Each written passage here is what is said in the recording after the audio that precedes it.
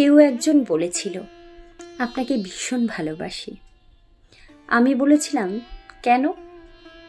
সে বলেছিল আপনি দেখতে অনেক সুন্দর, তাই আপনাকে ভালোবাসি।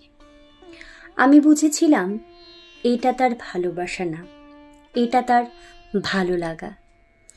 তাই তাকে আর ভালোবাসা হলো না। একজনকে একটা গোলাপ দিয়ে বলেছিলাম ভালোবাসি। তারপর কিছুদিন পর গোলাপটা তার কাছে চাইলাম। সে বলেছিল গোলাপটা শুকিয়ে গেছে, গন্ধহীনা হয়ে গেছে, তাই ছুঁড়ে ফেলে দিয়েছি।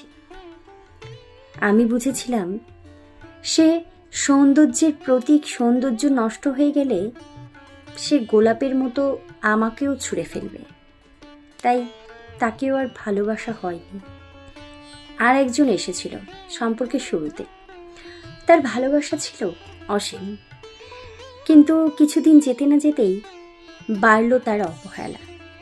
আমি বুঝেছিলাম সে নতুনে মুগ্ধ, একটু পুরনো হলে তার আর আগের মতো ভালো লাগবে না, তাই তাকেও আর ভালোবাসা হয়নি। জীবনে ভালোবাসা পাবার অযোগ্য মানুষটাকে ভালোবাসার থেকে সারা জীবন সঠিক মানুষটার জন্য অপেক্ষা করা ভালো। সে জীবনে আসলে আপনার সৌন্দর্যকে নয়, আপনার ব্যক্তিত্বের প্রেমে পড়বে। তার কাছে আপনি কখনোই পুরাতন হবেন না। আপনার দেওয়া গোলাপটা শুকিয়ে গন্ধহীনা হয়ে যাওয়ার পরেও যত্ন করে রেখে দেবে ডায়েরির ভাঁজে। ঠিক যেমন আপনাকে সারা জীবন হৃদয় মাঝারে যত্ন করে রাখবে সারা জীবন।